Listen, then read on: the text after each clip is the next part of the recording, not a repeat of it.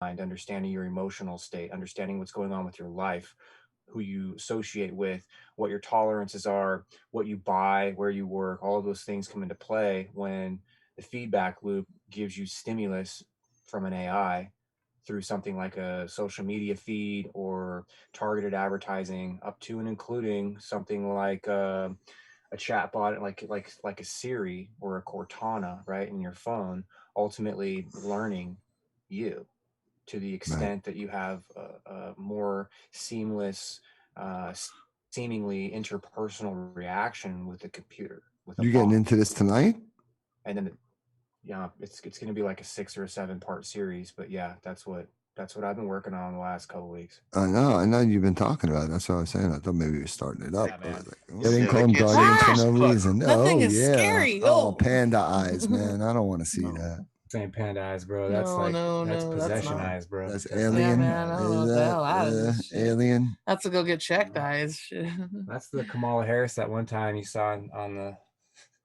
Remember that when like they were running for president or whatever. Yeah, And no, yeah, when she had her. yeah, and she came out Before she had the Yeah, smiling, plastic man, her surgery? teeth were all fucked smiling. up. Oh, so good. Oh That's my my god. hot The neighbor. Frankenstein Her eyes version? looked like that, man. They were They completely one did. shade, They They were dark, were like and the other day blacked too. out. If you noticed when he spoke the other day at the State Department, I think she said a couple of words. If you looked at her eyes, they were really dark. yeah, Oh my That's god. my new neighbor. She's hot. The yeah. boss doesn't know it yet. Wait Ugh. till I break it to him. You ever seen somebody's Oh my god. pupils dilate back all the way, even though they haven't had anything like no drugs at all? I Where have you not. just watch their eyes all of a sudden dilate all the way back. It's I very see people interesting. do that with sugar, man, when they go into like what is that? Like a diabetic shock. Yeah, it's probably It's a good example of how that could be done. it's crazy. Yeah, Have a good show. thanks.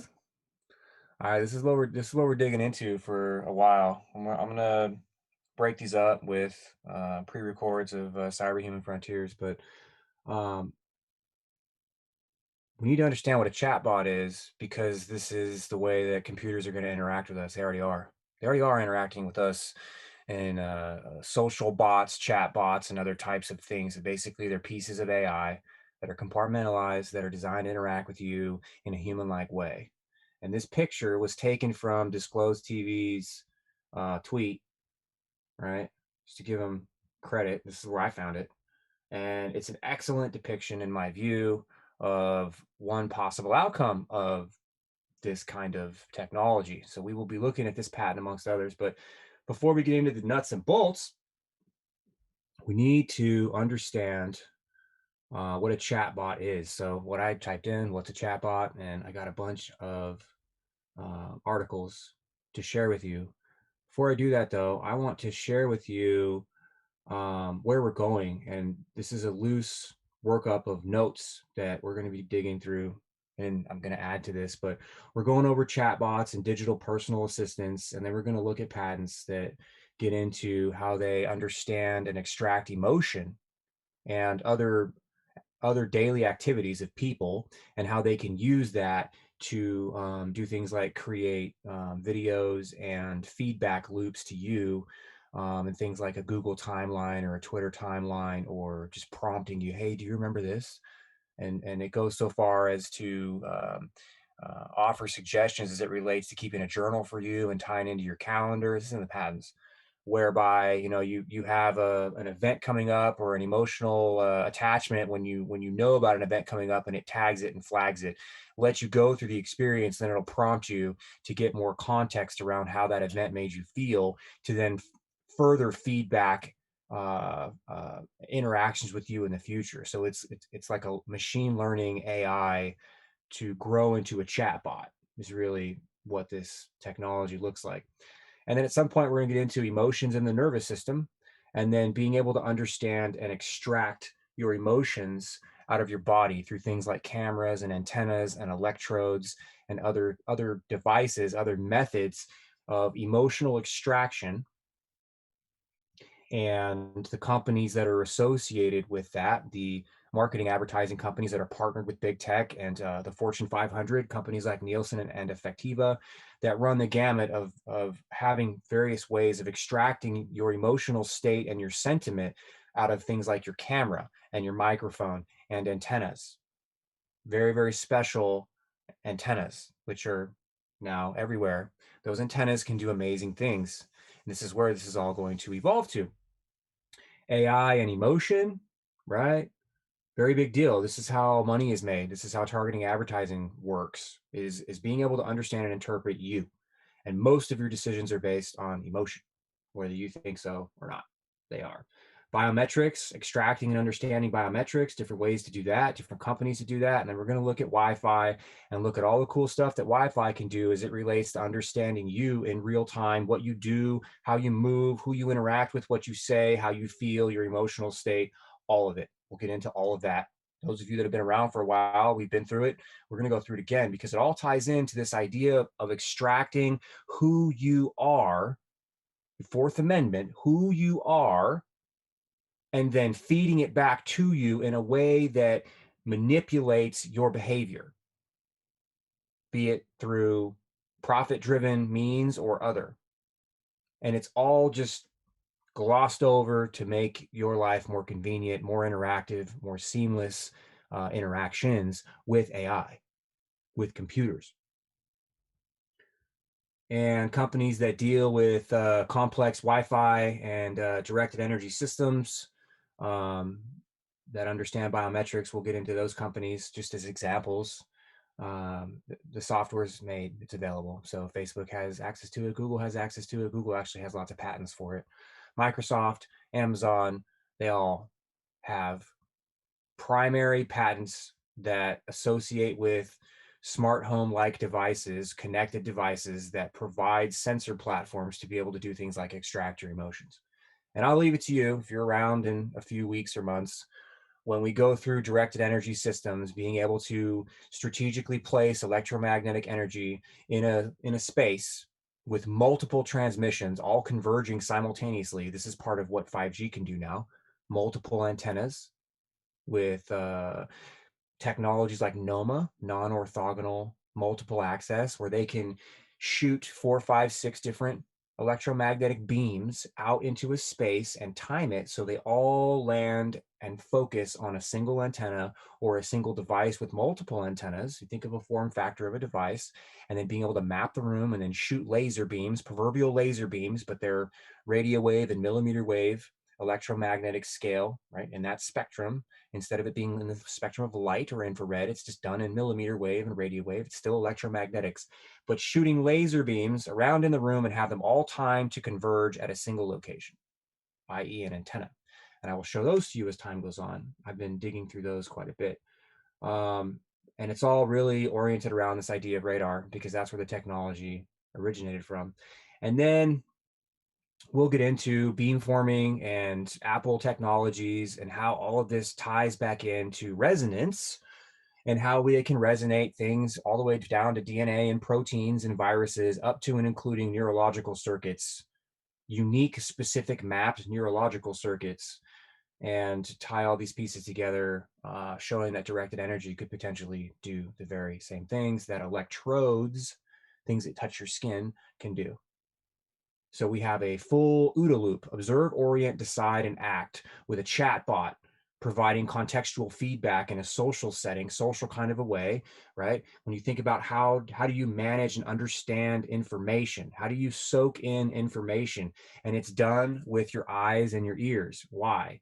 Your visual center and your auditory center. That's how we learn. See, hear, and do. I learn by seeing, hearing, and doing.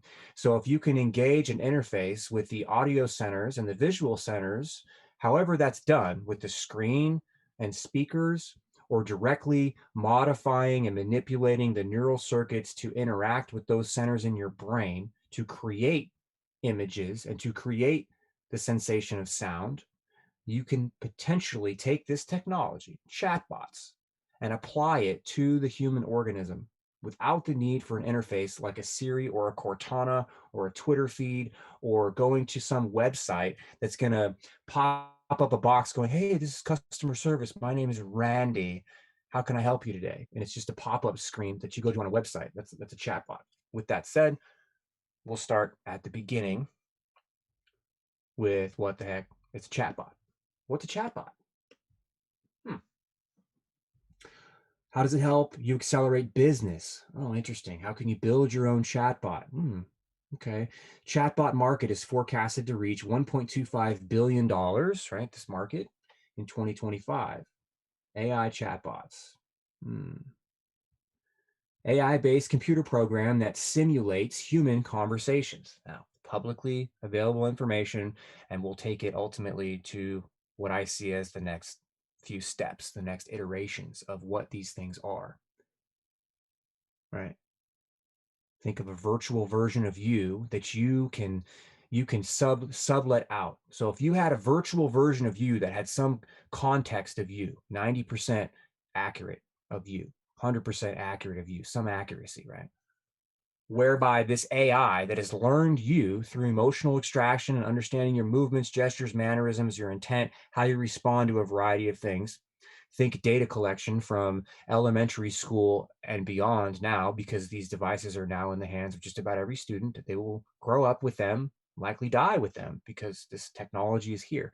To be able to extract enough information about a human individual to create an artificial version of them and make that an AI chatbot that can then do work in cyberspace while the real person, the body, does something else. Think about this as a market. How would a celebrity like to market that? How would a professional athlete like to market that? How would this technology work with respect to diplomacy around the world? To be able to engage with other world leaders, knowing that the system with which you're engaging has a 90 plus or a 95+% accuracy rate, meaning that if you were to actually speak with them and see them versus working with a virtual version of them, an AI chatbot version of them, the difference being only maybe 5% variation. And in world affairs, 5% is a very big deal. Very, very big deal. But for regular, normal conversations, from a marketing perspective, having a 95% accuracy seems pretty good. I mean, they forced the flu shot on you, and that thing only has a 20% average likelihood of success rate, yet everyone feels comfortable with that. So you can imagine how this kind of technology will evolve over time and how it will be used in an automated sense, such that you will be able to use a chatbot to represent you as like your own personal assistant. You'll have a chatbot that is your personal assistant, but then you will have chatbots that are you, that other people will interact with on behalf of you. And you can think about the ways that can be monetized. This is where this is ultimately going. Chatbots, AI-based computer programs that simulates human conversations. But it will potentially do so much more. They are also known as digital assistants that understand human capabilities. Bots interpret and process the user requests and give prompt, relevant answers. Siri, fill in the blank. Wonder how many phones just activated. So funny. You get the idea, right? Ask for directions, where to go to eat.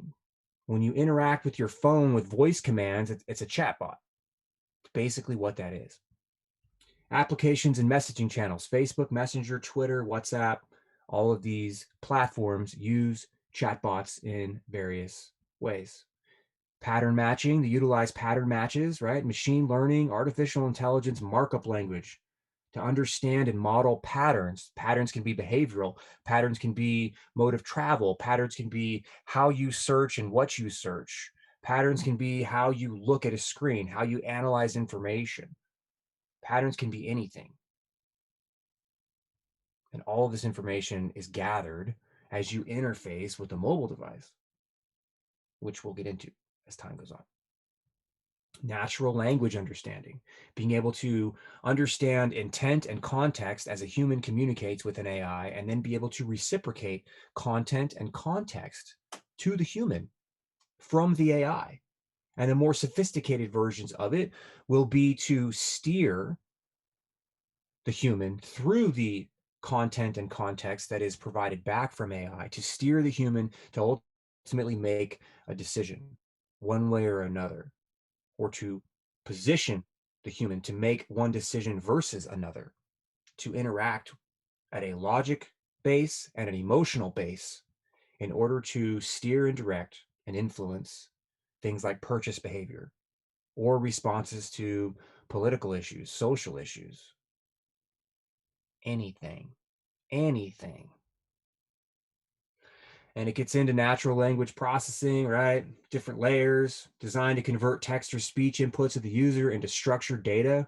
It's further used to choose relevant answers. So you've got all of these different apps that soak information, sight, sound, and others, emotional state, and it feeds through data fusion systems and ultimately learns. And you have a profile at that point, a digital profile that goes beyond what you type and what you say, what you look like, and what your cameras pick up in your environment. That's basic. It's pretty much ubiquitous at this point that everybody understands that anything that camera sees and anything that goes through the microphones is pretty much understood. And it's my goal to show you that there are other sensors available to that mobile device and other devices to pick up so much more. So much more. Types of chatbots, rule-based chatbots, right? If then, and then conversational chatbots. Understand context and intent of complex conversations and try to provide more relevant answers. AI bots apply predictive intelligence and sentiment analysis. How do you give a machine emotions? You simulate it. Sentiment analysis, right? To understand customer emotions closely. Machine learning bots learn from user behavior and provide more personalized conversations. Let's see what this is all about. Conversational AI and NLP. Hi, my name is Brett. As an IT professional, I've seen dramatic improvements in conversational artificial intelligence and natural language processors.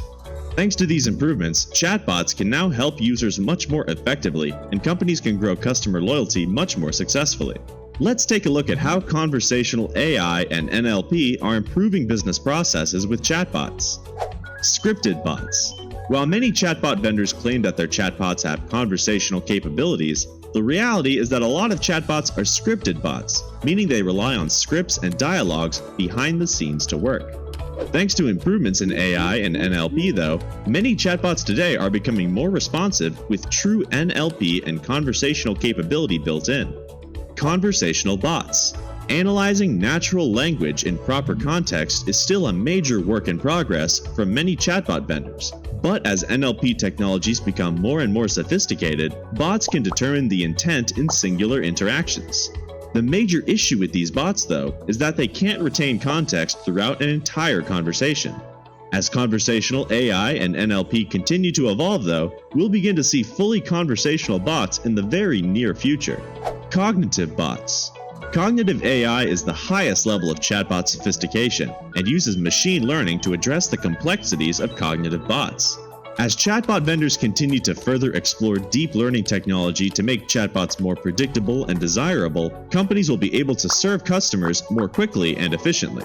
Chatbots that possess true NLP and conversation skills offer robust capabilities for all types of companies. As conversational AI and NLP continue to improve, we will see more companies adopt fully conversational chatbots to not only benefit their bottom line, but their customer experiences as well. If you want to learn more about conversational AI, Yeah, so you see how this kind of ties into, nobody really being social with each other anymore, everything having to interact through digital space, everything goes through the internet. It's part of the whole, people are dirty thing that's being pushed with this lockdown. Everything is going to go through the internet, and more you're going to have companies moving to this kind of stuff because who needs employees when you've got algorithms that can simulate a call service center, can simulate tech support. So according to Forbes, 80% of marketers plan to start using chatbots in some other way or another, right, by 2021. That's now. 80% marketers plan to start. And here's all the BS. Reduce customer waiting time. 24/7 availability. Better customer engagement. Right. Have any of you gone through call tree lately? That's bullshit. Easy scalability with bots. Save customer service costs. Whatever. Chatbot use cases and blah, blah, blah, blah. This is in the notes. If you want to read it all for yourself, we are moving on. What is a chatbot? Full guide to chatbot in 2020. So we got an idea of what a chatbot is. It's a digital interface that simulates what a person used to do, right? Amongst other things. And it does it, and it advertised, right? Does it better, more efficient, this, that, and the other. So they have social media chatbots. Oh, social media chatbots are rule-based, although they live on social media networks like Facebook and Twitter. Facebook chatbots. There are more than 300,000 Facebook chatbots live today, making it a more common platform for chatbot use, making it the more common platform for chatbot use. That's written funny. So I think this number is low. I think this is a particular category of chatbots, right? Businesses like Sephora, Pizza Hut, Whole Foods are among the many using Facebook Messenger to automate customer service, marketing, and online sales, right? So these are the official, chatbot programs that run on platforms like Facebook. While we're on the issue of Facebook, this is a Facebook patent. We've gone over it in the past. We'll go over it again. Using a wireless radio to manage power consumption.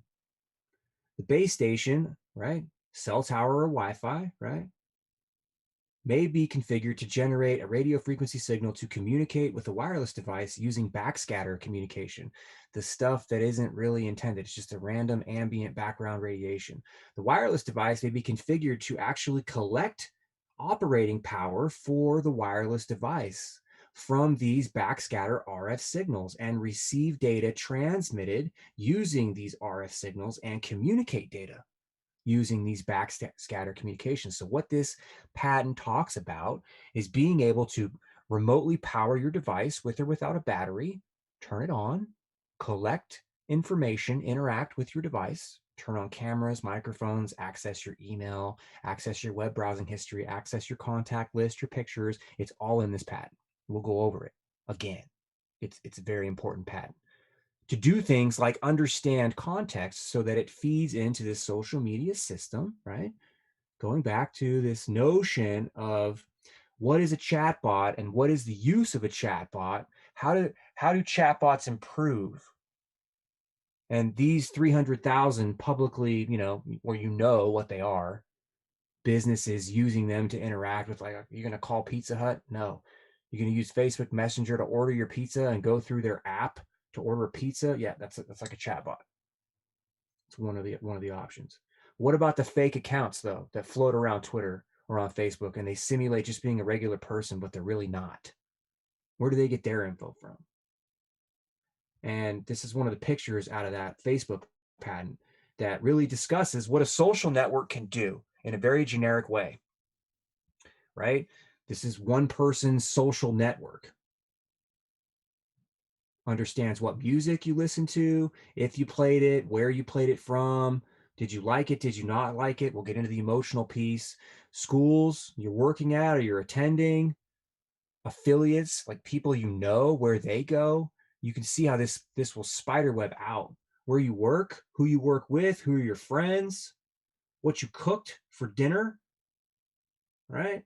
What recommendations are you interested in when you look for recipes online? So just basic examples, right? Online poker, what movies you watch, all of it collected and scraped, your digital profile. And we'll get into that when we look into some of these other patents.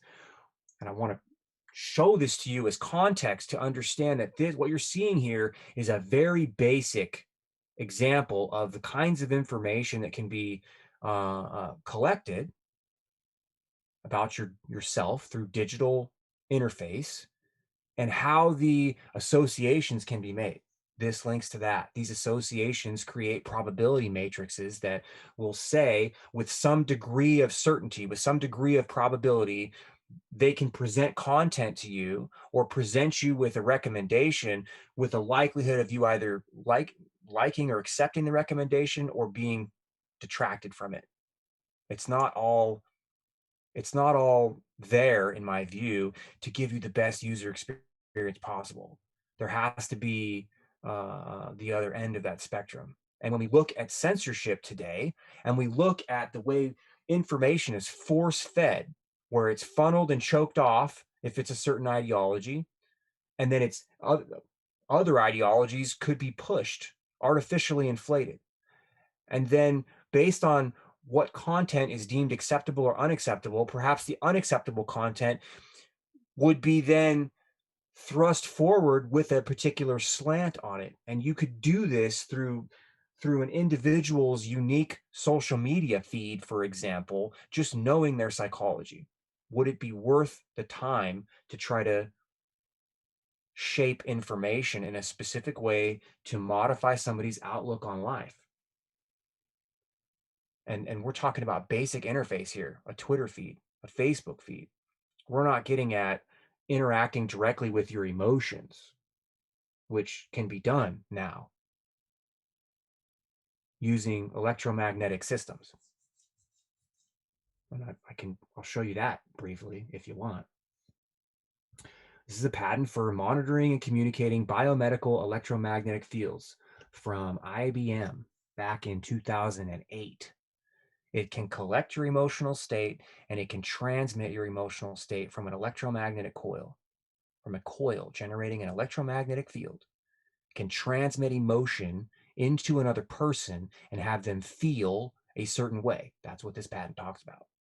Attaching your emotions to emoticons, happy face, sad face, whatever. And then as an attachment, when another individual sees that emoticon, actually feels the essence of what it is you were trying to convey to them, right? How you felt when you applied that emoticon to your picture or to your text or to your email or whatever. This is just one example. One. I can show you patents that, oh, I'll do it right now. Since this is kind of an overview of where we're going, I will show you where my research goes briefly. Spreadsheet, I'll release this at some point. It's not ready to be released, but I mean, there's hundreds and hundreds and hundreds of patents in here. Hundreds of patents in here. And there's patents in the electromedicine tab that discuss measuring and monitoring the body with contact or without contact, and being able to affect and interact with the nervous system and the brain to affect emotion and disease, cancer, Alzheimer's, epilepsy, depression, being able to focus. And this isn't even the cerebral programming tab, where there's all kinds of different ways that they can do things like give you memory, change your memories, targeted steerable transcranial intervention to consolidate your memory. So I showed you a patent a minute ago about emotion being able to be transmitted in and out of a nervous system, right? In and out of a person with a coil. And this patent is DARPA funded from Hughes Research Laboratory that's owned by Boeing and some other company at this point. Boeing owns this lab. And this talks about being able to apply electrodes to the brain, to the head, and be able to steer electric fields around in your brain to do things like modify your memory, give you memory, take memory away while you sleep.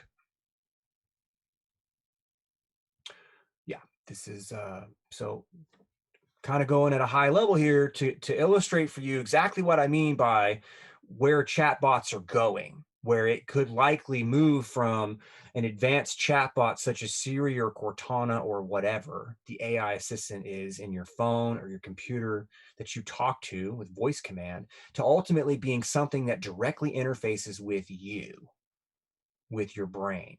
If they can access the speech centers, like Facebook's F8 convention with Regina Dugan, she talked about accessing your speech center to type 100 words per minute without actually typing, to just pull it out of your brain. That's a speech center. To freer logic, being able to send transcranial magnetic pulses to your brain to stimulate your visual cortex so that you can understand and engage in synthetic telepathy. And if you don't believe me, then I'll just show you. Yeah. show you right here. Wearable and mobile devices. Go to humanINTERNET.org and you can see at a high level where this is going. Of course, this page doesn't exist right now. There we go. Dual EEG, no contact, brain monitoring device. Smartwatch. Smartwatch. What does it do? Smartwatch that enables telepathic communication over the internet, engaging with your nervous system with electrodes on the watch or with a coil antenna. Huh. Like the one I just alluded to, being able to insert emotions into your body. Well, in this patent, it literally talks about engaging your occipital cortex. So I'll show for you here, occipital cortex. So digital signal processing, right? This is the patent, and I pulled extracts out of the patent. Digital signal processing. Where did it go? There it is. To re-encode digitized information as a neural message that can be injected into a wearer's peripheral nervous system.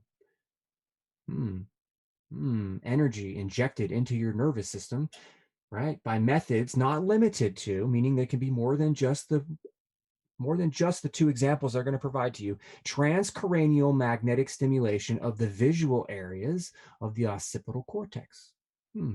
So they can use a coil that fits in a watch to send transcranial magnetic pulses to the visual portion of your brain to create imagery or to create some type of a communication exchange for synthetic telepathy.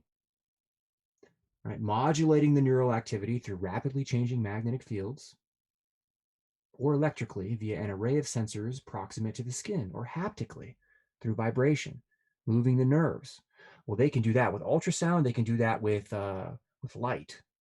They can do that with electromagnetic energy. And they could do that with electricity, all of which exist on something like a smartwatch. Electrodes, a light array to take your pulse and other biometric information on an Apple smartwatch, including an antenna that is used to communicate with Bluetooth or Wi-Fi to the phone and or to the cell network directly. So something like an Apple Watch has all the hardware components, if provided the right software, to do something like this. Engage with your brain. So I've given you 3 examples here very quickly that show that your emotional system, your emotional state can be interacted with. Your visual components of the occipital cortex can be interacted with. And we have electrodes when applied to the brain, which basically means inducing an electric current in the brain in a way that steers the current around to do things like manipulate your memory. And as time goes on, I will show you how magnetic fields can induce electric fields in the brain. And when you couple that with brain resonance technologies like you see with BrainQ, which is literally a thing that's funded by Google, it's an Israeli-based company. BrainQ is in the business of using AI, cloud-based AI, to resonate neural circuits in your brain and in your nervous system. And they go so far as to say that electromagnetic fields can do things like grow nerves, replace damaged brain tissue, steer and direct brain cells where they need to go, and resonate specific centers in the brain and the nervous system based on their unique resonant characteristics. So they can apply a magnetic field, electromagnetic field, to the whole body with the right modulation characteristics and have a greater interaction. 4 times greater interaction is an example of this particular nervous system circuit or this particular neural circuit. Could it be a smell circuit, a taste circuit, a touch circuit, a hearing circuit, or a visual circuit? This is where AI is going to go. But the way we're going to understand it, the way we're going to interface with it, is through an audio-visual experience at first that will then turn into a full sensation experience. And the easiest way to convey to you how this is going step by step by step is really spending time on chatbots. And then understanding that AI is beginning to simulate a human experience, a human interaction with a human to replace human interaction, and apply that in context to the way the world is moving and shifting today. Everybody isolated, everybody by yourself.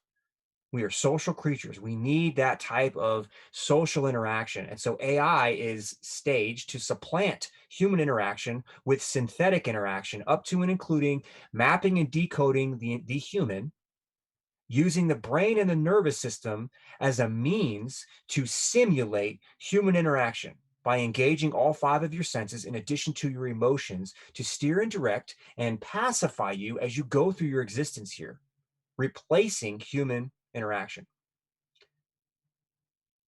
So there's the summation of where I'm going to go over the next X amount of episodes. This is where this is going. This is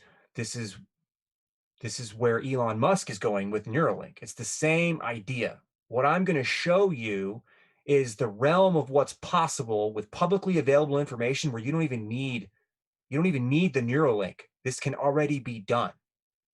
The question is, how good is the resolution? What definition? Are we dealing with standard def, full sensory interaction? Are we dealing with 720, 1080, 4K? Are we in fully immersive augmented reality? Are we in complete virtual reality? Where are we at with respect to the resolution of this technology? And all I'm saying is, as we move forward in time, the systems are going to get better and better and better and better, and it will become more and more and more infused, where you will have complete augmented reality experiences and interface with AI with something like a chatbot. You'll talk to it, interact with it, share your emotions with it, and it will then provide you feedback and stimulus. So, chatbot. Let's see. There's another video with chatbots that I wanted to share with you. Don't know if it was in this page or not. Nope. So it was in this one. Chatbots. Basic, right? Any front end at this point, most major corporate sites have chatbots to interact with you. Customer engagement. Let's see what this guy's got to say. Let's go buy shoes. Let's see. Facebook. I'm going to go with sneakers because I want to abide by Facebook's dress code. Yeah, 75 to 250 seems about right. And now I'm going to get a carousel of products that are curated just for me. And as I said before, we really like those rich interfaces because you can't do much just with text. So now I'm going to basically just swipe through the products, find the ones I want, and then go buy them. I just get to an optimized product page that renders right there in Messenger, and then I'm back to the thread with a receipt, which is basically one of the many templates that you'll have access to later today. By the way, these sneakers are awesome. So the spring experience is going live today. And I have to tell you, watching people on my team play with this experience in the last days and weeks, I can guarantee you, you're going to spend way more money than you want on this. It's just really addictive. So now you can build a lot more experiences than commerce. Mark showed you a few with CNN and 1-800-Flowers. Thanks for the flowers, by the way. But truly, your imagination is the only limit here. So let's meet my new bud on Messenger, Poncho, the weather cat. So Poncho is not your usual weather forecast service. It is a weather cat, and it's got a dry and witty sense of humor, and it delivers the weather in a really fun way that will guarantee to put a smile on your face every morning.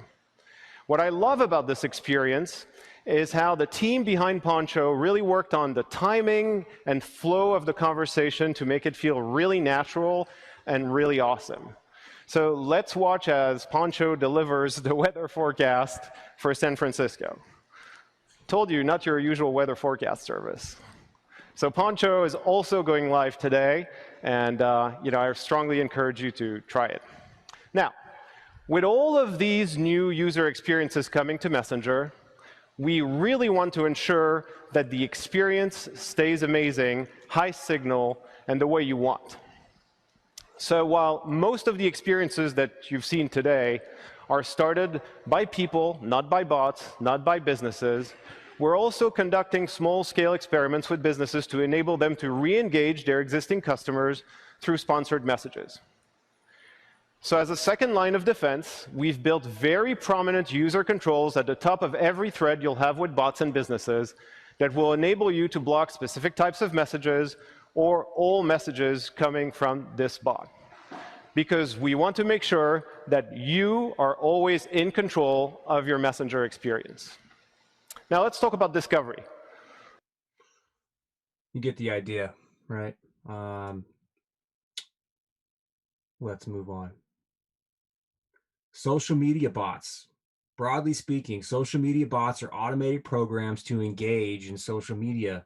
These bots behave in an either partially or fully autonomous fashion and are often designed to mimic humans. While benevolent social media bots exist, many social media bots are used in dishonest and nefarious ways. Some estimates suggest that these malicious bots make up a sizable percentage of all accounts on social media.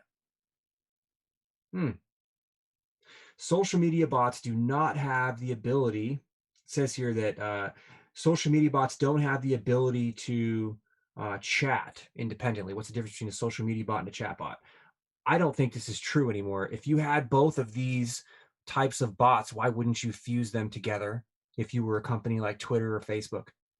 Why wouldn't you offer that to your corporate customers to be able to engage in multiple layers simultaneously? So they're trying to make a distinction of what a social media bot is relative to a chat bot. And I look at it like, here's the different ways that a piece of AI, a piece of software can be used and stacked together to make complex automated experiences a reality.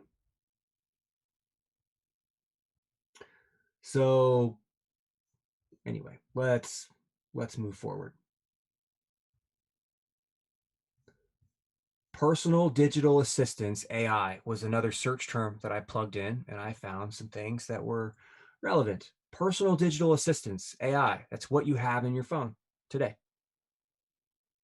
The next step, right, is to put it directly in your brain. And Neuralink and Kernel, Kernel, you can look that company up, are two examples of exactly that. And if we want to go back to look at if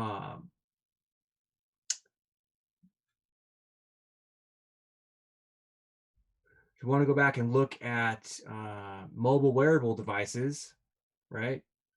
If it'll take me there.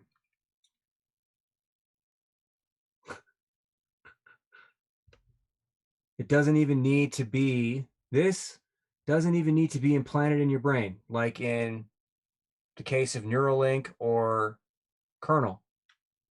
You can have a version of that right here in a watch. That something like an Apple Watch has all of the core hardware components to deliver synthetic telepathy. Conversation is what this thing talks about over the internet. So it's not a niche field to get into, this idea of creating a personal assistant style experience with the person without actually having to have a phone. Directly engaging with the nervous system and the brain in neural code so that the consciousness interprets biological signals as an experience. So how do you insert energy into the body to create biological signals that your brain and your consciousness understands as an experience? And that is where all of this, in my view, is going. So, digital assistants, virtual assistants, and what can you do with them? Alexa, Cortana, Google. right? These executives at these companies discuss what voice activated contextual artificial intelligence can do for business and how the digital assistance landscape is evolving with AI. Conversational artificial intelligence, fundamentally transforming how we interact with technology, beginning with Siri in 2011. Conversational AI. So now instead of it just being a chatbot with text, it's conversational AI is a chatbot with audio, engaging with you like a phone call. Amazon Alexa, Apple Siri, Microsoft's Cortana, Google Assistant, voice-activated helpers when searching for information, organizing schedules, and completing all manner of everyday tasks in more intuitive ways. Amazon Echo, Google Home, right? Less than $100, you get this kind of stuff into your life. Machine learning algorithms, right? Fascinating innovations incorporating computer vision and other machine learning algorithms. Alexa is building out a diverse ecosystem of third-party skills. Google and Microsoft have followed suit. Fleet management, email marketing, expense tracking. Can you imagine the wealth of information that these big tech companies have when corporations or small business put this kind of technology in their places of business or in their homes? This stuff's available through your phone too. The apps on your phone, they tie into these systems. That's what those apps do. Facebook app, any Google app, any Amazon app, any apps owned by Microsoft. They feed into their systems and they're able to take and understand what's going on in the environment using the device, your phone or a tablet or a laptop or whatever, all of the sensors that are on the device. Camera, microphone, antennas, speakers, the magnetic field sensors, gyroscopes, all of it. All of it. Digital assistants. We're looking for a natural way for people to interact with technology, which is how we came up with conversational interface. Talk to a machine. Conversation is the most natural interface you can think of, and it's something we all know how to do very naturally. Blah, blah, blah. This stuff is everywhere. And if it's not packaged in the Google Home or in the Alexa, right, little hockey puck or whatever the hell, the software exists. So when you think about a connected car, when you think about software on a phone, when you think about voice activated technology in something like a television remote or a TV or your alarm system or whatever, right? These are just repackaged versions of that software being deployed into other smart connected devices. Virtual assistants. Can every worker get a digital assistant? The days of personal assistants being exclusive to C-suite are over. Thanks to new advancements in enterprise technology, nearly every worker can get access to a personal assistant, a digital one. Recent report from Information Services Group suggests that more enterprises will provide a personal digital assistant enabled by artificial intelligence to all employees. These virtual assistants can be a critical component of an enterprise's plan to automate mundane tasks, improve the employee experience, and achieve digital transformation. Digital assistants to hover and understand and do what it is that you do at work. Ultimately, in my view, to replace you. The argument here is it's going to free you up, make your time more efficient at work, which is going to enable you to be more productive, be able to focus on other things. To an extent, I agree with that. But when you take it to its end, it's either going to be a digital assistant fused with you while you do the work, or the digital assistant is going to learn how you do the work and robotics will get better. And robotics will do your job because you have trained it to do your job. The digital assistant will have learned it. So at this point, what they're saying, what'll a digital assistant do, right? Communications method of a digital assistant are either text-based in an app, chatbot, or email, or voice-activated with an app or a smart speaker. There are numerous examples of tasks that a digital assistant could perform. So what is this? What a digital assistant, what they're framing a digital assistant as is something that engages with your sight, your ability to have sight, and your ability to have sound, to be able to engage with those two senses, sight and sound. How much further down the road is it going to be before it's directly ported into your brain? And I've shown you patents that illustrate that it can basically be done right now, today. Investing in digital assistants, the next big thing in consumer tech. And then we'll move into patents, because the details are in fact in the design. That's why patents are so important. Last year, Amazon, Google, and IBM and Microsoft put aside their differences to strike a groundbreaking partnership in the emerging field of artificial intelligence. Now, that is a huge statement. This was posted in 2017. So 2016, Amazon, Google, IBM, and Microsoft merged into a partnership around artificial intelligence. The full name of the technology consortium is the Partnership on Artificial Intelligence to Benefit People and Society. In short, it's a partnership on AI. It went unnoticed largely by the mainstream media, of course.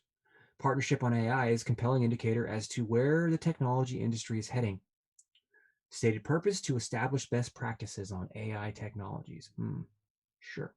To advance the public's understanding of AI, or to advance the public's engagement, or to advance the engagement of AI on the public, with the public, through the public, however you want to frame that, and to serve as an open platform for discussion and engagement about AI and its influences on people and society.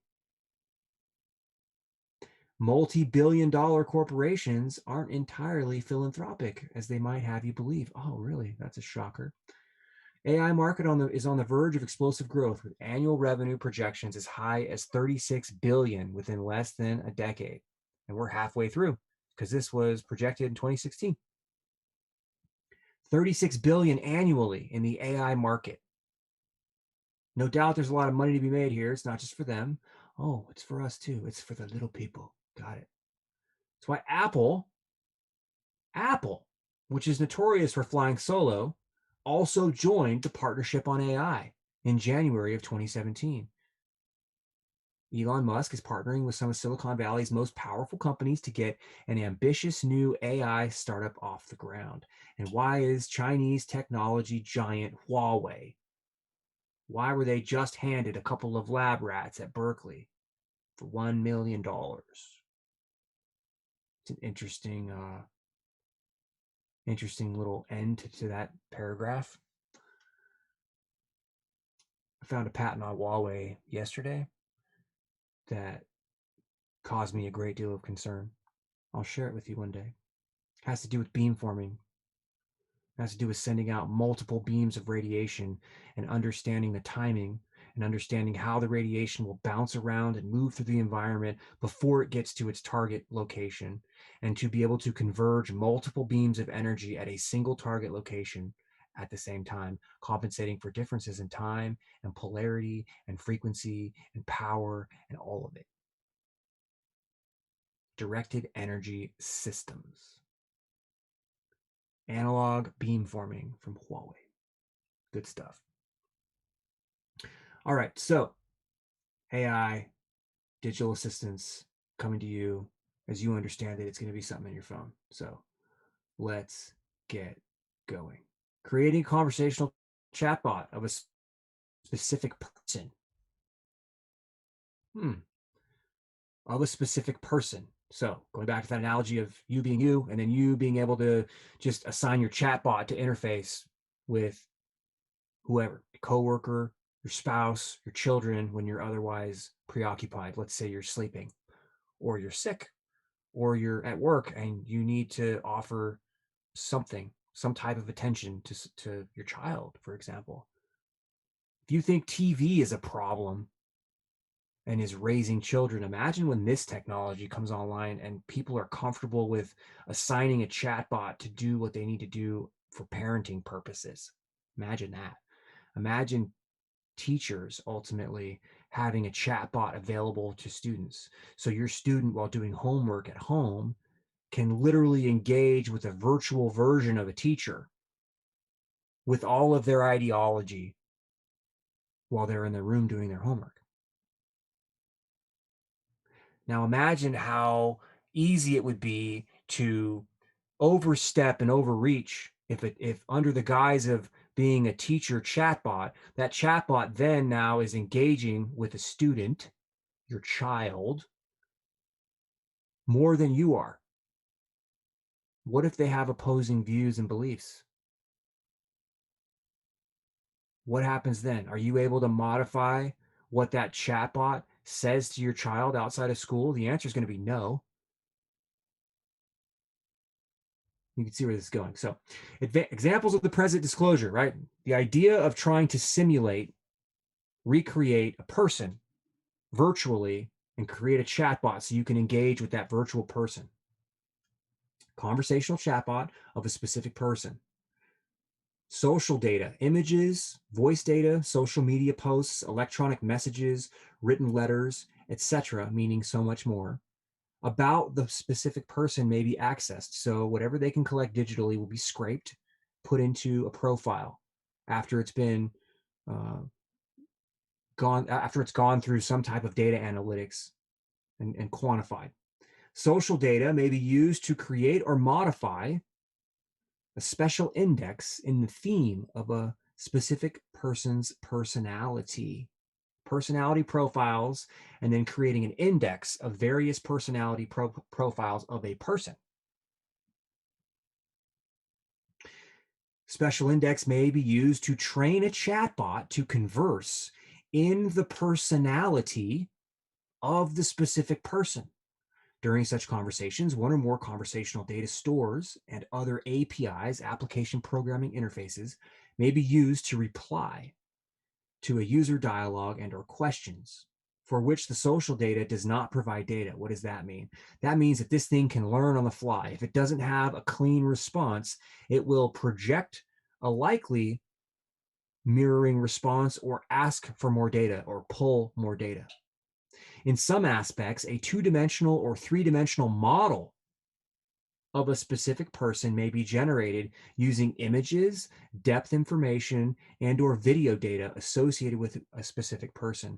So put your VR glasses on, put your Oculus goggles on, and you get a three-dimensional image of whoever, whatever celebrity doing whatever it is they're doing, engaging with you in 3 dimensions. And I use the analogy of the Oculus because that's the closest thing to virtual reality that's commonly understood at this point. But imagine for a moment if this three-dimensional model occurred to you while you were dreaming, while you were asleep. So the virtual reality is done in your brain while you're sleeping in a dream.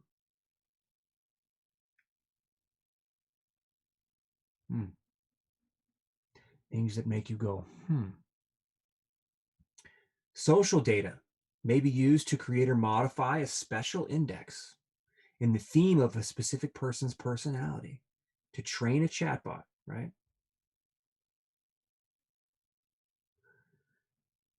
In some examples, specific person may correspond to a past or present entity or a version thereof, such as a friend or a relative, an acquaintance, a celebrity, a fictional character, a historical figure, some random dude, etc.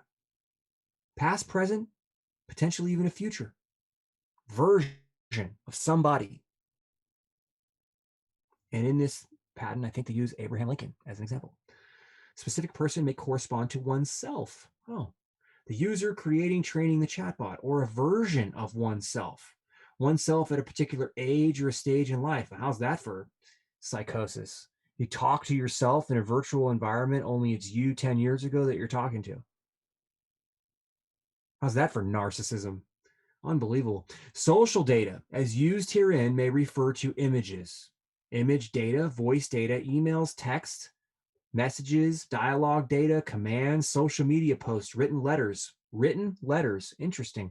User profile information, behavioral data, transactional data, what you buy, what you exchange, geolocation data, GPS, and other forms of data about a specific person. In examples, social data may be stored by and or collected from various data sources. Training a chatbot, language understanding model, right? Just a context to understand how AI is learning and improving, to converse and or interact in the personality of the person. Language understanding, taking all this data and understanding how somebody talks, what context they apply ideas in, what their tone or inflection is, simulating their sense of humor, that kind of stuff. In some aspects, conversing in the personality of a specific person may include determining and or using conversational attributes of the specific person, such as style, dictation, tone, voice, intent. Interesting, intent. Now, that's a big idea right there. To converse and interact in the personality of a specific person and defining one of those characteristics as the person that you're simulating, what they intend to do. Sentence or dialogue length, or the sentence or dialogue complexity, particular topics of interest, and consistency. Simulated. Conversing in the personality of a specific person may additionally include determining and or using behavioral attributes, user interests or opinions, demographic information, the age, gender, education, profession, income level, relationship status, etc., of the specific person and or persons determined to be similar to the specific person. So what this means is that if they don't have a clear profile to simulate or emulate a person, they can take demographic information and kind of fashion something together that would be similar. How's that for profiling? Coming from the social justice fucks that admonish people for having a differing opinion, for profiling,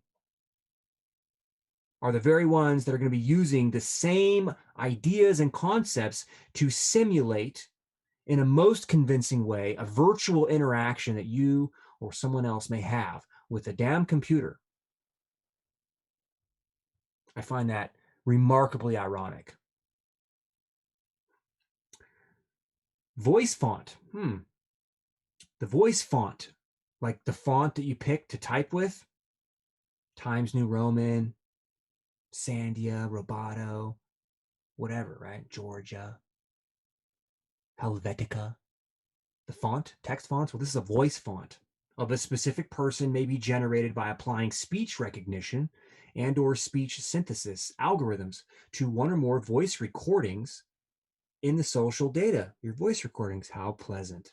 The voice recordings may be collected from social data, one or more Internet of Things data sources. Oh, you mean like any device that's connected to the Internet of Things data sources, such as a personal digital assistant, natural language understanding systems, etc.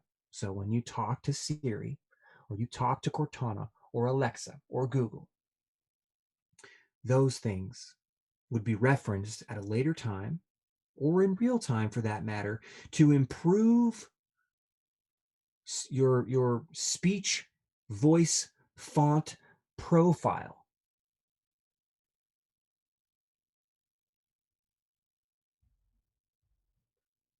"3D modeling," again, All this stuff moves into virtual reality. We're looking at two-dimensional modeling right now. What you would see in something like a Facebook feed or a Twitter feed, because this is basic. To try to illustrate for you in one show how this is going to be evolved into using directed energy systems to ultimately interface with all 5 of your senses and your emotional state with just more advanced versions of this. I can't do it in 2 hours. I can give you the high level, what I see, and then it's going to take a while to go through the mechanics of how that works. But that's where this is going, folks. And the platforms exist. The Facebooks, the Twitters, the Apples, the Googles, the Amazons, the Microsofts. When you look at big tech and big telecom, that is the nervous system of the species in 10 years. I'll say that again.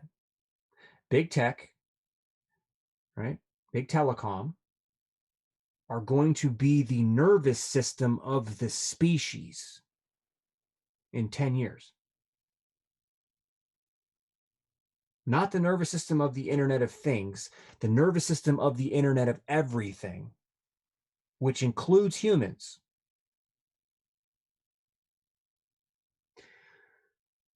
Voice font may be applied to a chatbot to enable the chatbot to converse in the voice of a specific person. Oh, nice. Some aspects, right? Client devices may further provide for creating and or applying a 2-dimensional or 3-dimensional model of a specific person or a chatbot. So a virtual reality experience, you put on your VR glasses and Elon Musk is giving you a tour of a SpaceX factory or of a Falcon 9 rocket. And it's him, sounds like him, responds like him. You can ask questions and you'll get a response that's similar in nature to what the response would be. Total virtual reality experience. He's walking next to you. He might pat you on the shoulder and you might get a sensation of a, like a little muscle twitch on your shoulder that is supposed to, in real time, as the interpersonal relationship with this virtual 3-dimensional chatbot is ongoing while you're sitting with your VR goggles on, because that's all that's publicly disclosed is what's possible at this point, that you get a little sensation, right? On your shoulder. Like he patted you on the shoulder. Like, hey, that was a good joke. Or that was a good question. 3-dimensional modeling. Full sensory experiences with chatbots. Personalized data. Analysis and comparison may further include the use of approval indicator like likes or dislikes, display screen swipes, ratings, reviews, comments, watch lists, etc. All of this is contextual based and emotional based information extraction. What you like and dislike. How long you pay attention to something on a screen. The camera can see where your eyes are, what your eyes are looking at and focused on, how you scan, what you stare at. You like blonde or brunette? You an ass man? You a breast man? What is it that you look at on your device? How long do you look at it for? Where do you screen swipe? What do you type in? Social media data, music data, image data. In at least one example, the analysis may include comparing one or more characteristics, traits, attributes, events, etc., of a specific person or entity with other people. Such characteristics may include demographic data, right? Behavioral data, access dates and times, meaning like where you go, what time you come home, what time you leave, where you go to work, where do you get your gas, where do you shop for food, where do you like to eat, transaction trends, purchase history, frequented sites, dwell times, click data. Stylistic content of data to style, dictation, tone, voice, intent, sentence or dialogue length. Psychographic data. Psychographic data. User interests, opinions, likes or dislikes, values, attitudes, habits. Now think about the 60-day stand down with the military. Think about the techniques and technologies that exist in a military capacity that the military is now using against themselves to understand, quantify, and categorize soldiers through their digital footprints as far back as they can, to understand their ideology, to ultimately impact the future course of their lives, whether they stay in the military or move on. They will be flagged. They will be understood. So what we're going over has absolute relevance to what's going on in real life in the corporate world, the commercial world, the public-private world that we understand, and the military. Scraping of data, building profiles in order to do something with that contextual information. And DARPA and IARPA have programs galore that deal with scraping this kind of information, including biometrics, and understanding how that impacts the art of war.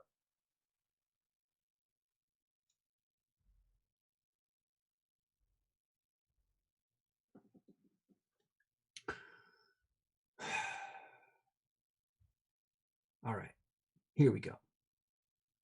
Social data for a historical figure, for example, Abraham Lincoln, may include handwritten letters and similar correspondences authored by the historical figure, books authored or about the historical figure, information related to the relevant time period associated with the historical figure, physical media comprising audio data and or video data, photos, etc.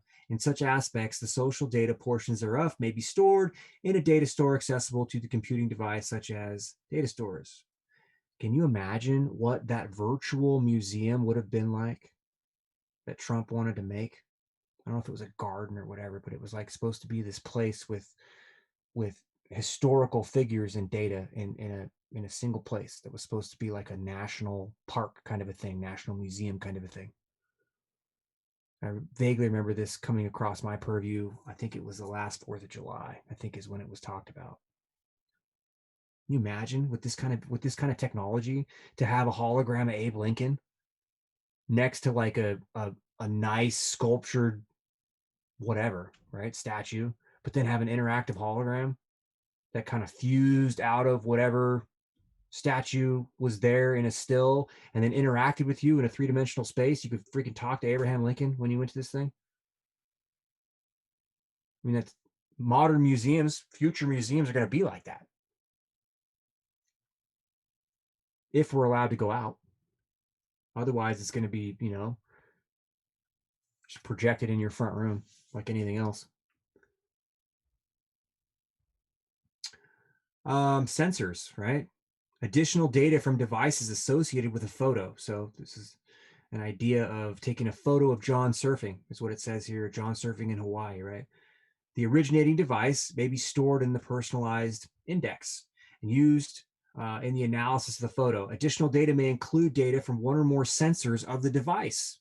Examples of sensors that go into this data scraping and profile include GPS sensors, proximity sensors, and they can do some really cool stuff with proximity sensors, folks. Those are electric fields and light fields, things that are invisible to you but are ongoing all the time with your mobile devices. A proximity sensor, an accelerometer sensor, a gyroscopic sensor, a force sensor, an acoustic sensor, like a microphone, a touchscreen sensor, which emit capacitive electric fields that interact with your nervous system. I'll show you one day.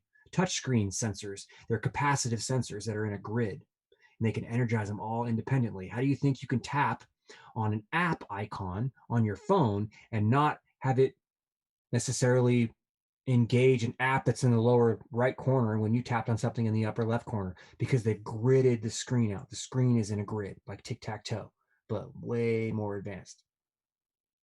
And there are conductive lines underneath the screen that put things in little grids, and they can remotely energize whatever shape they want on that capacitive touch screen device, tablet, phone. Some computers now all have touch screens. It's the same thing. They emit electric fields that interact with your skin.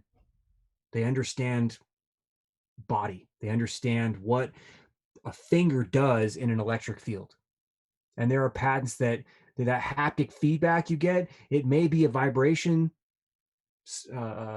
generating device in a phone. Like when your phone vibrates, you turn on silent, but it vibrates, right? There's something in there that's like a permanent magnet that basically moves back and forth and physically moves the phone.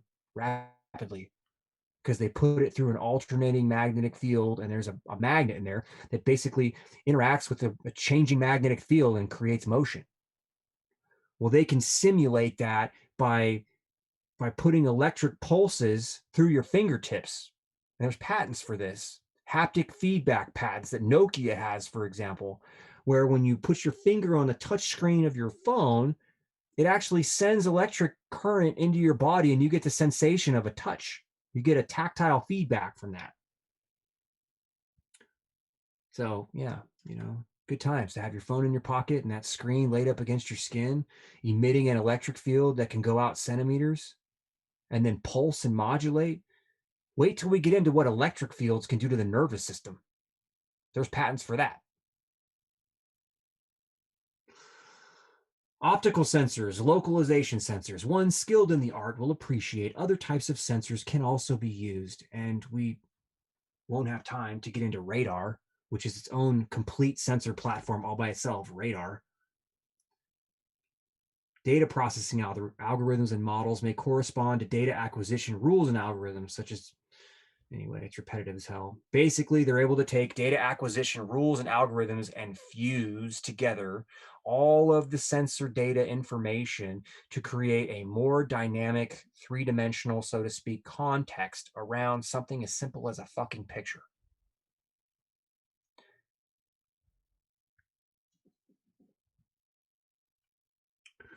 What else is in here?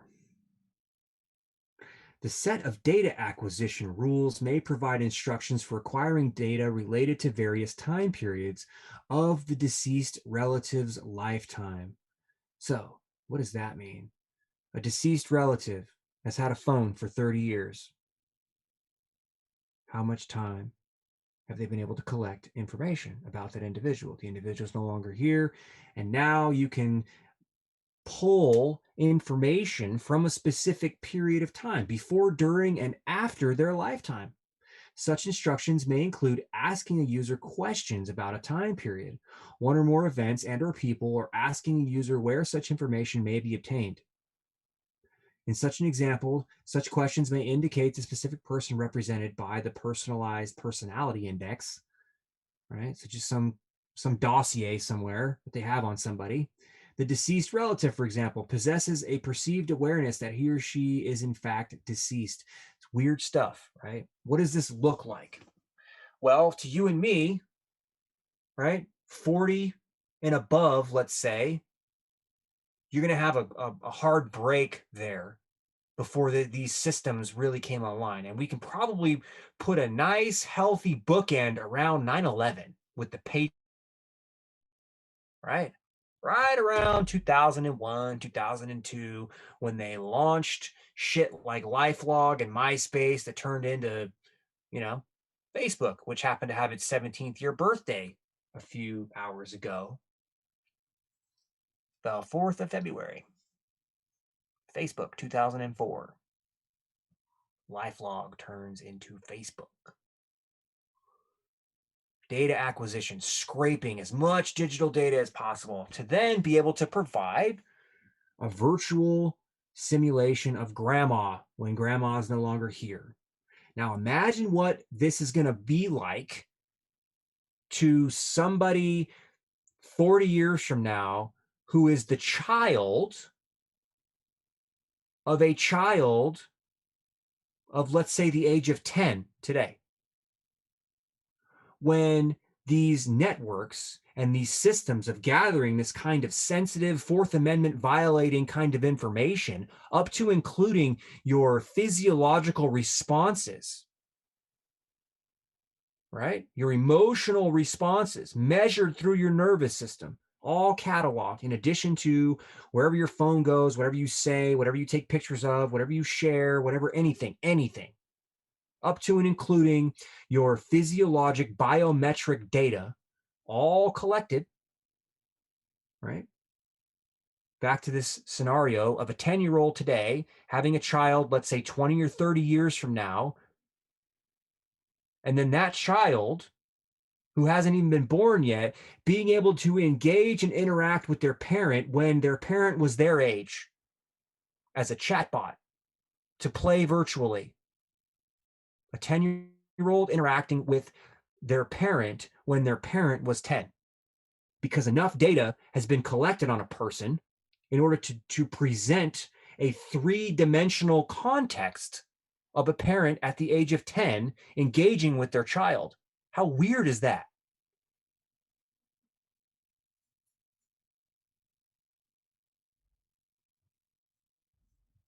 Let's move on.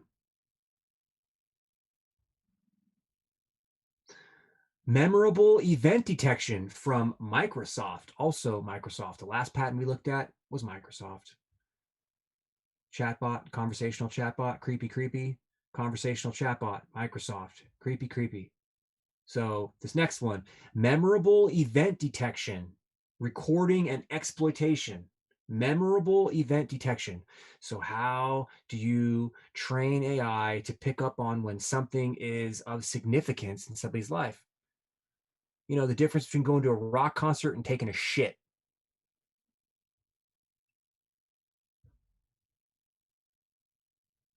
Aspects of the present disclosure provide systems and methods for detecting memorable events of a user, storing these memorable events in a profile, a user profile, your own digital dossier that the military is currently scouring through to understand who their quote unquote radical extremists are. It's political persecution in the military, folks, which is just a stone's throw away of asking the remaining military to do something. And I leave to you to wonder what it is the military is going to be asked to do once it's been purged of a particular ideology using some of the techniques that we are looking at today as it relates to data collection and fusing this data analysis together to do things like create a user profile and then leveraging those events to the user, right? In so doing, memorable events, right? Memorable event detection with a positive emotional weight may be recalled to encourage a delightful experience. Whoa. So now you're going to have AI as a chatbot or whatever actually presenting memories to you in some form or another in order to encourage a delightful experience, in order to shape your emotional expression at a later time. Alternatively or additionally, memorable events with negative emotional weight may also be recalled to increase user engagement for conversational systems.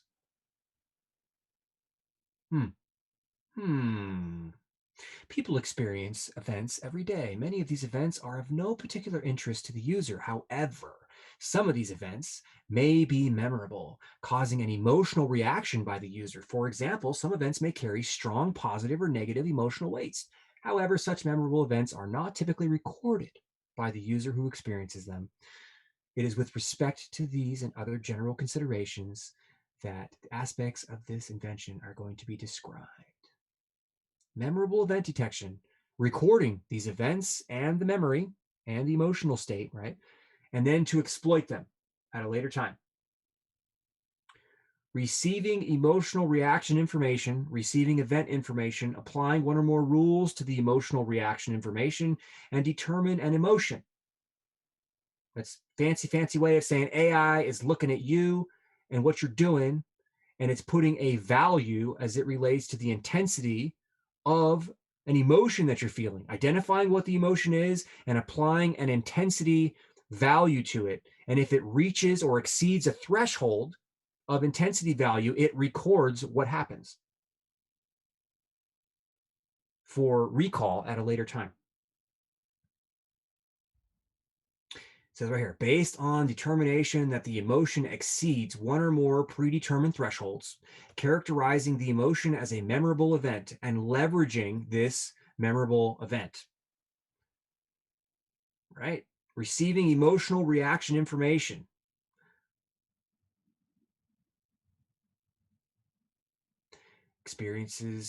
User experiences numerous events every day, some of which are memorable, that carry positive or negative emotional weight. Users oftentimes fail to record such memorable events, right? A memorable event may catch a user by surprise, preventing the user from recording the event. Furthermore, it may also be too tedious for a user to record memorable events. Emotional event-based memory systems described herein disclose systems and methods for detecting memorable events of a user, storing these memorable events in a user profile, and later recalling those events to the user to prompt you moments of happiness and moments of despair. God, how amazing is it going to be when AI can basically walk you around by the nose, fucking with your emotions? Because that's really what this technology is going to do. It's going to engage you in this particular patent, utilizing recorded memories, recorded experiences, and applying an associated emotional context with the intent of modifying your emotions.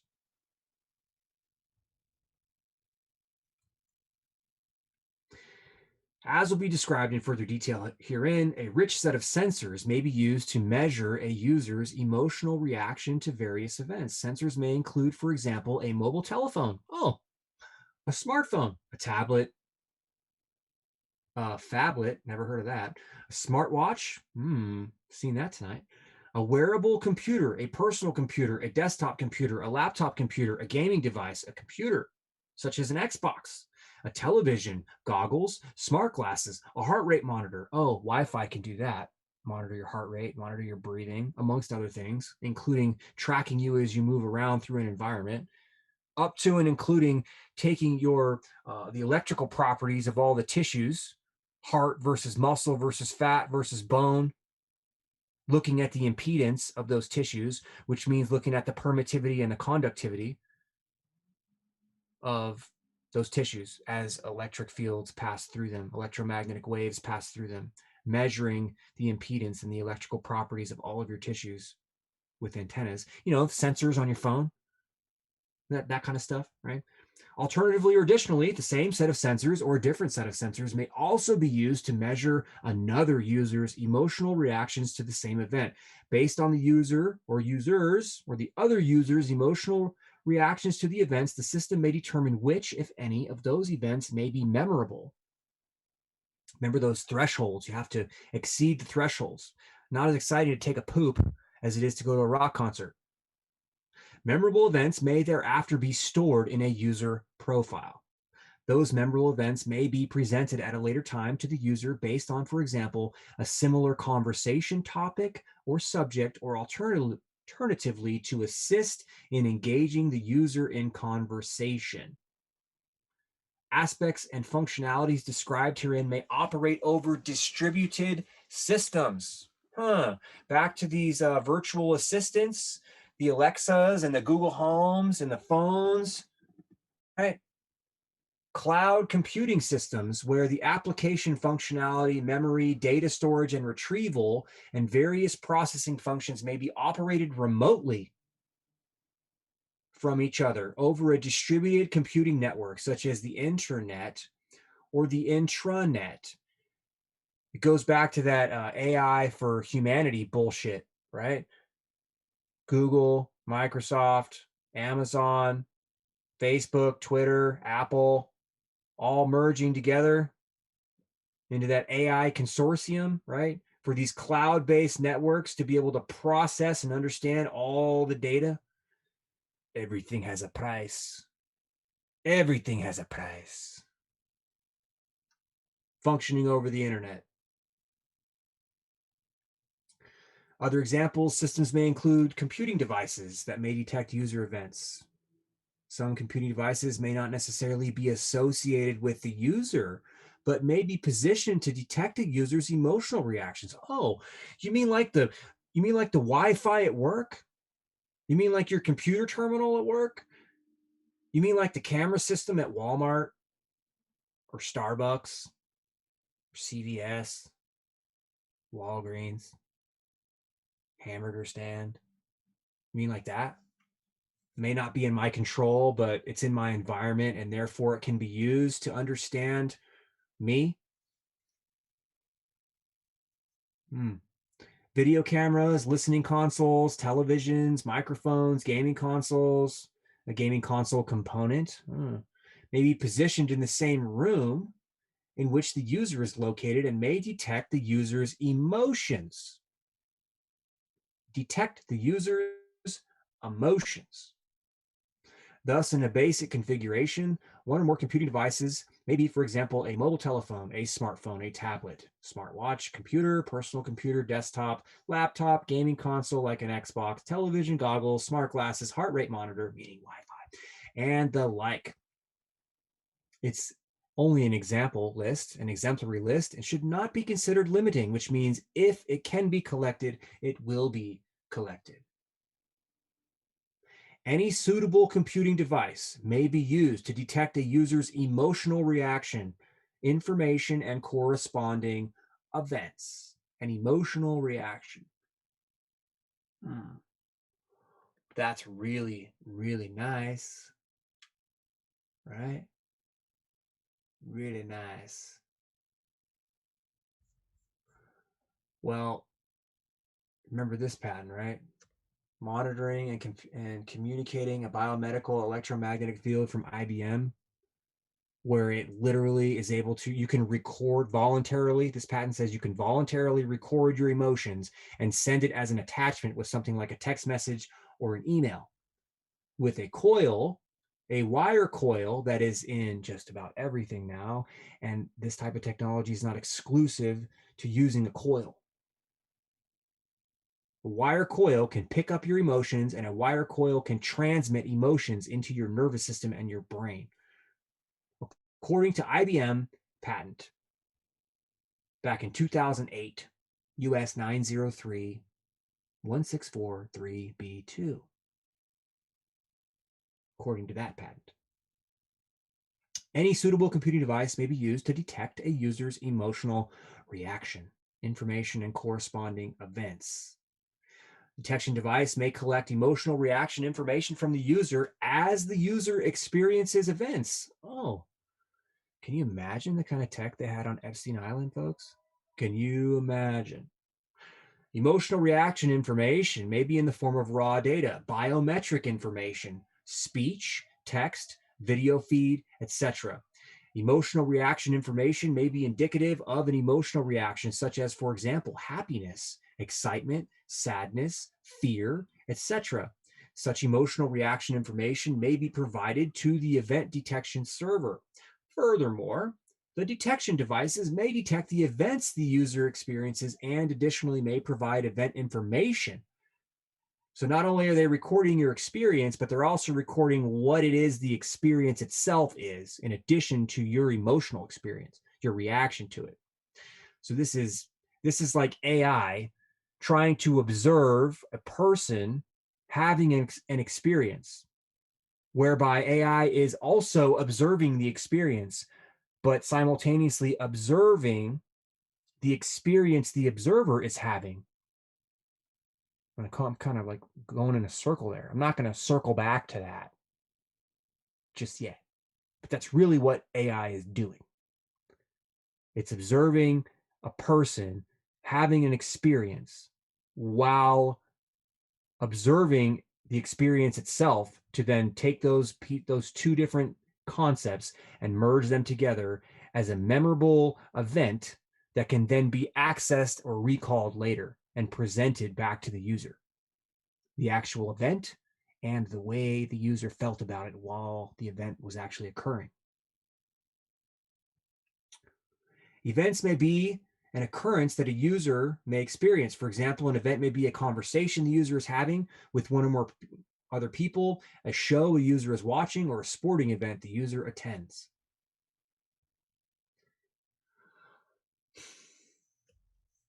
Here we go. In an example, right, one or more detection devices may detect a user's emotional reaction information, right, by measuring the user's biometric information, such as the user's heart rate variability, breathing pattern, the amount of perspiration, using galvanic skin response, etc. Alternatively or additionally, the detection device may detect the user's emotional reaction information by analyzing the user's facial expressions, body movements, hand gestures, etc. Still further, the detection device may detect the user's emotional reaction information by analyzing the user's typed speech via a user's email, instant messenger, text messages, or spoken speech, detecting a user's speech using a microphone of a detection device and identifying the user's speech and tone via natural language processing. Now, this whole highlighted paragraph right here, 99% of it can all be done with electromagnetics. All of it can be done. I'll just say it. All of it can be done with electromagnetics. All of it. Heart rate, breathing, perspiration can be measured based on the reflective properties on the skin. Just change the frequency. There's patents for that. There's patents to actually interact with the skin to modify emotion with EHF frequencies that are in the millimeter wave bands that are real close to what they're putting out there now for communication services, wireless, directed energy systems.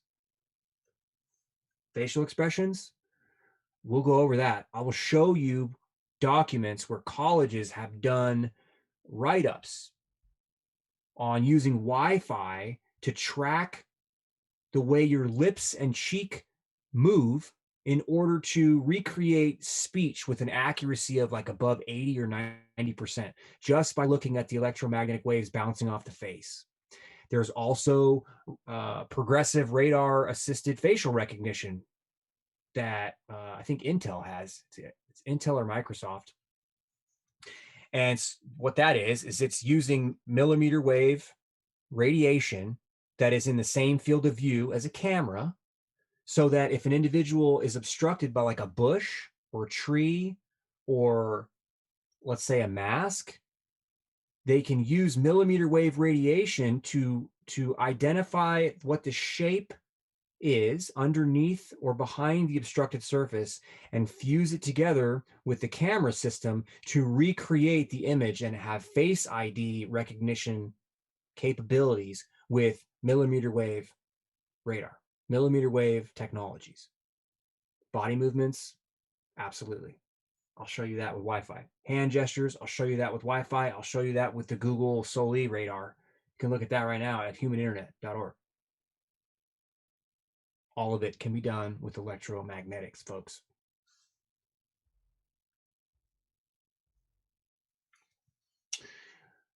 Working with a lexicon of a dictionary of words, pre-labeled emotional signals or emotional information. So this thing talks about implementing machine learning, learned emotional signals from supervised labels, human annotators labeled data. So what they're really talking about is this patent is able to take a large amount of emotional data and start applying it constructively. And basically what it means is they can build profiles, similar characteristics across different profiles, and allow the system to work more efficiently. So it doesn't need to store a unique emotional experience of happiness with every single registration of an elevated level of happiness with a person. Once they have that signature of you feeling happy, then they just apply that signature to any future event that crosses the happiness threshold. You had enough feeling of happiness or jubilation or joy, and so it marked it as a memorable event, and it already has a recorded profile of how you feel when you're that happy, and it just puts it together every time. So it makes the data collection and the data sorting and the data analytics a whole lot easier after they get a base profile of your emotions, which again kind of goes back to this pattern right here. Method of monitoring and communicating a biomedical electromagnetic field, because in this patent, it literally talks about having a pre-recorded heart rate variability field being sent to somebody. So here's an example in this usage scenario. Buddy, user one, sends a message to his colleague, Helga, demonstrating, or the communication includes Buddy's heart rate variability field, his emotional profile, right? So when Helga reads a note, this is how it works in this patent. This is just an example. Buddy brings up an app on his computer in order to send a message note to his colleague Helga, describing how happy and contented he was working on his current project. Since Buddy is feeling precisely this happiness and contentment as he's writing the note that he wants to send to Helga, he selects the record field option and then starts authoring the note. The app client begins to record his heart rate variability field with that electromagnetic coil. These coils. Turn them on and they record your emotional profile, right? Begins recording this emotional profile in a manner described in this application, right? This patent that we read a few weeks ago. Once he finished authoring the note, Buddy selects the send command. The app encodes the emotional profile, the heart rate variability field data, and sends it, right, to Helga as an attachment to the note that Buddy wrote to Helga about how happy and content he was. Helga receives the note from Buddy, opens it up in her app. She reads the note. Helga not only is shown all of the data, the text and graphics of the note that Buddy sent, but also has Buddy's heart rate variability field, the emotional profile, applied to her, decoded from the data attached to Buddy's message so she can feel the heart rate variability field. She can feel what Buddy was feeling, the happiness of Buddy. Note that if Helga had read Buddy's note using a standard instant messenger client app, the encoded heart rate variability field data would have been ignored. Here's where it gets better. Scenario 2, Buddy sends a message to Helga that includes an extended emoticon, happy face, sad face, smiley face, whatever, right? Which provides one of Buddy's particular heart rate variability fields, a pre-recorded emotional profile associated to an emoticon. At one point, using his app, Buddy records his heart rate variability field when he's feeling particularly sad. So when he feels like shit, he hits the record button and they are able to record his emotional profile, how he's actually feeling. He feels like shit. And then he associates that recording of his emotional profile with the frowny face, literally with the frowny face emoticon. The app stores this data, Buddy feeling like shit, stores it and associate it with the frowny face emoticon for future use. At a later time, Buddy learns he's being reassigned to a new project, which is sure to be irritating. Using this client app program, Buddy writes another message to his colleague Helga, but in the note, Buddy explains the situation, ending the description with the frowny face emoticon that has the pre-recorded emotional profile of Buddy feeling like shit. When he sends the note, he includes the encrypted heart rate variability field, the emotional profile, with the frowny face emoticon, as well as an indication that the frowny face emoticon should be associated with this given encrypted emotional profile data. Helga receives a note from Buddy and begins reading it using her emotion-enabled app, right? Because it's all going to be controlled. We're going to have choice in this, right? We'll have choice.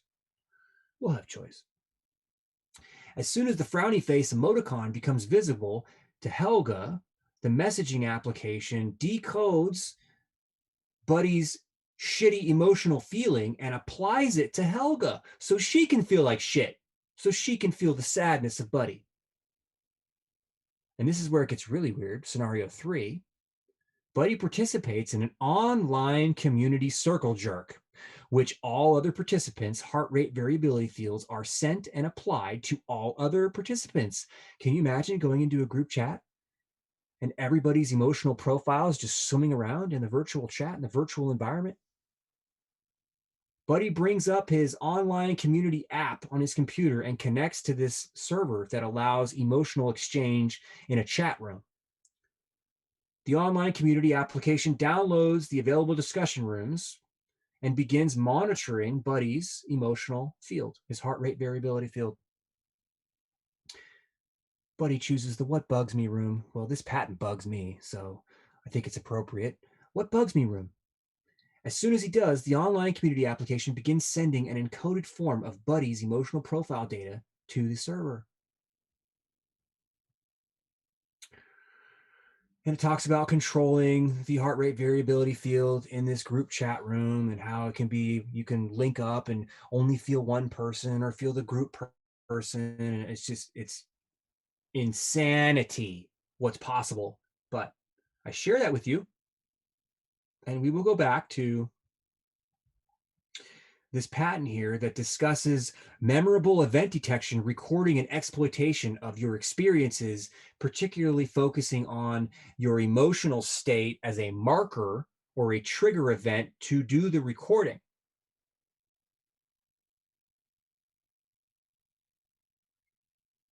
And we will continue.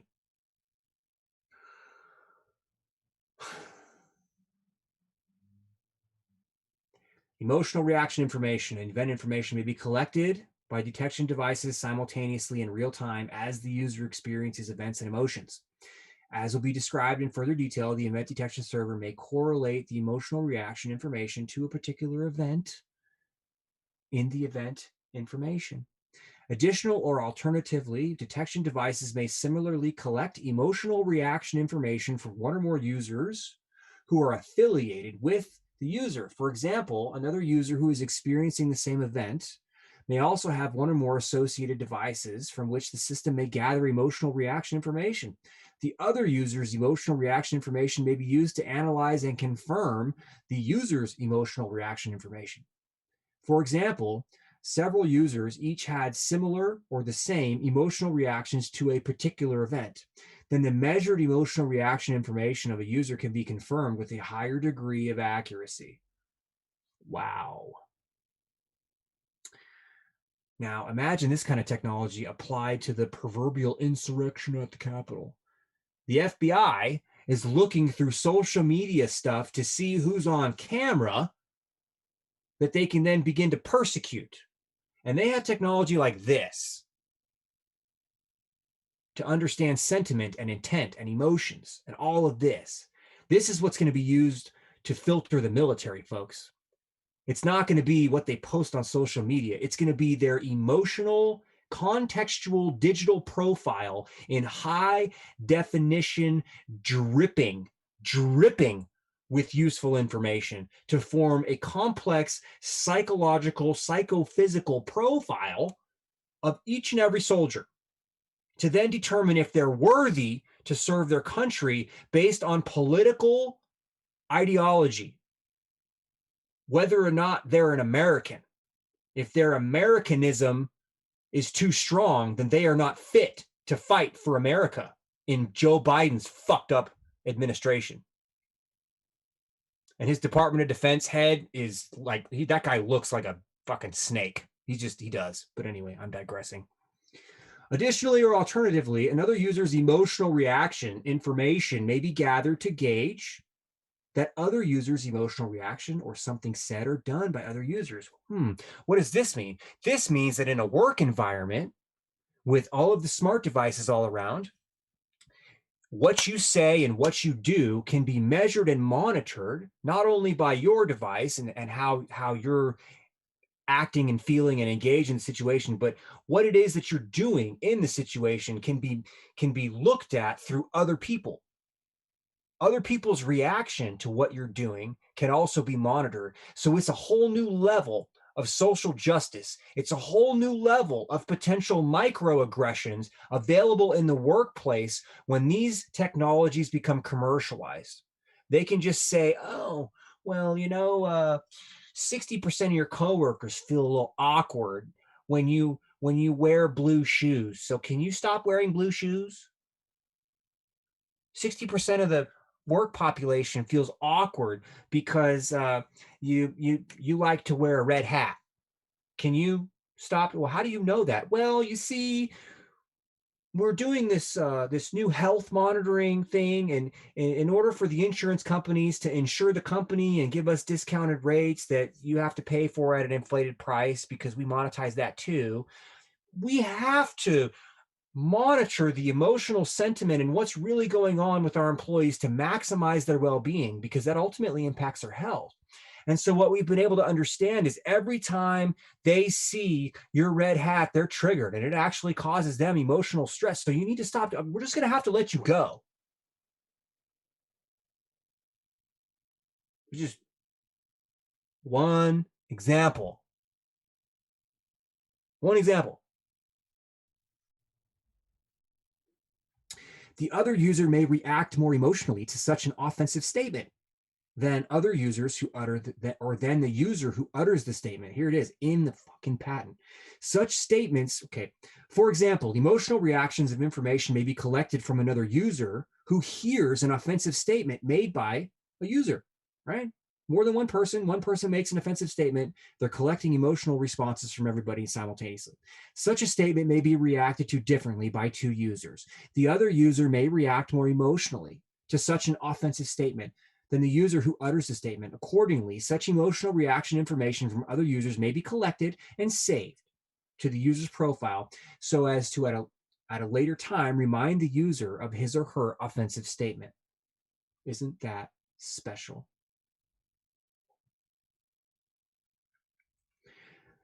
So this event detection server may further store emotional reaction information, event information, emotional and memorable events in a user profile database. The user profile database may store for each user such information and corresponding timestamps so as to understand when such events and emotions occurred.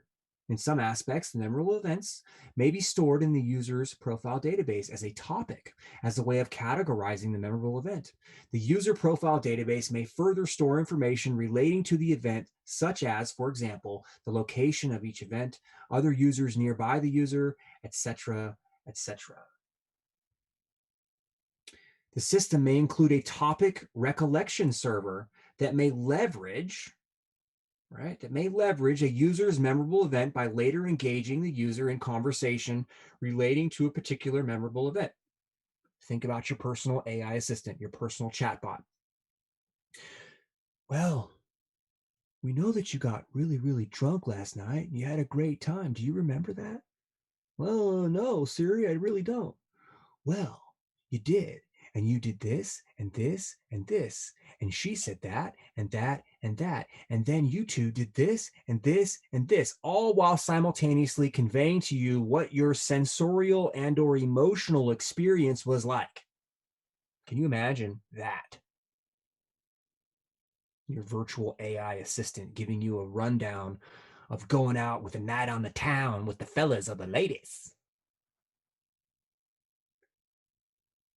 Or giving you the opportunity to sit in front of your boss after your boss has been given a complete psychological and emotional profile of you and your interactions with your coworkers. Every little sensation. I hope she didn't wear the dress with the slit up the side and those nice sexy heels, because damn, I might get in trouble for my impure thoughts. That kind of shit's coming, folks.